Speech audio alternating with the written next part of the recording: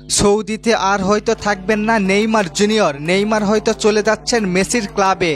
সৌদিতে থাকার আগে রোনাল্ডোর মতো নেইমারও বললেন বর্তমানে সৌদি প্রো লিগে অনেকটাই এগিয়ে। নিউজ চ্যানেল সিএন এর দেওয়া সাক্ষাৎকারে নেইমার জুনিয়র বলেন, আমি রোনাল্ডোর সাথে একমত। সৌদি লিগ থেকে ফ্রান্স লিগ অনেক এগিয়ে গিয়েছে। যাই হোক, যারা যেই ক্লাবে থাকবে তার কাছে সেই ক্লাবই বেটার মনে হবে, এখানে দোষের কিছু নেই।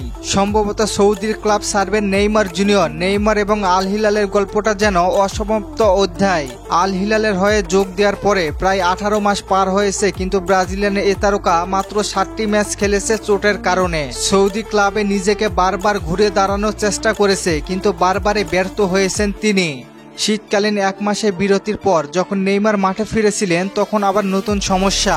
সাম্প্রতিক সময়ে মাঠে নেমে একটি গোল করলেও কিংস কাপ, যেখানে কোয়ার্টার ফাইনালের আগে আল হিলালের ঘোষণা করলেন নেইমারের সমস্যার কারণে অনুশীলন মিস করবেন। যদি নেইমার ম্যাচ না খেলেন তবে তার সৌদি আরবের সময়কালের এক নতুন সংকেত। ক্যামেরার সামনে হাসি, বড় প্রতিশ্রুতি, কিন্তু মাঠে তেমন কোনো ভূমিকা নেই নেইমারের। এখান থেকে বের হয় নেইমার হয়তো সান্তোসে যাবেন, নয়তো মেসির ক্লাব ইন্টার মায়ামিতে, এমনটাই শোনা যাচ্ছে। এখন নেইমারের ফ্যানরা বলতেই পারে নেইমারের জাতীয় দলের ভবিষ্যৎ কি হতে পারে।